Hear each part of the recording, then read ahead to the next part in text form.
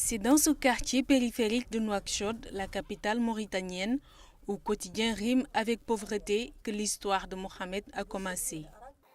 Recruté par des djihadistes sur Internet, aujourd'hui ce passé laisse un goût amer pour sa famille. Tout ce que j'ai appris dans cette histoire est que j'étais enrôlé par de grands manipulateurs de renommée internationale. Vous savez, on apprend de nos erreurs. Et quand j'ai compris les jeux de mes interlocuteurs, j'ai aussitôt compris que je faisais déjà partie d'une organisation terroriste. Il n'avait personne pour le conseiller. Les terroristes voulaient lui faire un lavage de cerveau.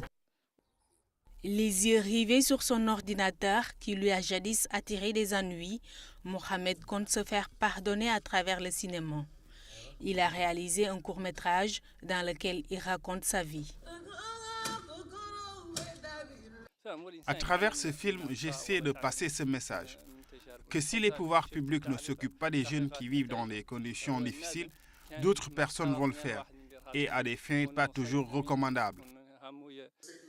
Lors du forum de la mi-décembre à Dakar sur paix et sécurité en Afrique, le président mauritanien a invité le continent à prendre très au sérieux ce péril jeune, devenu la proie des terroristes recruteurs.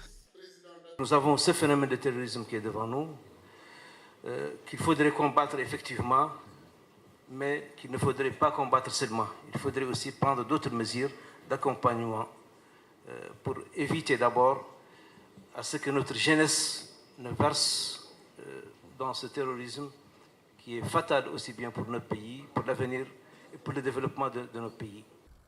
De manière générale, les pays où sévissent la malgouvernance et le chômage constituent des terreaux fertiles pour l'enrôlement des jeunes dans le terrorisme.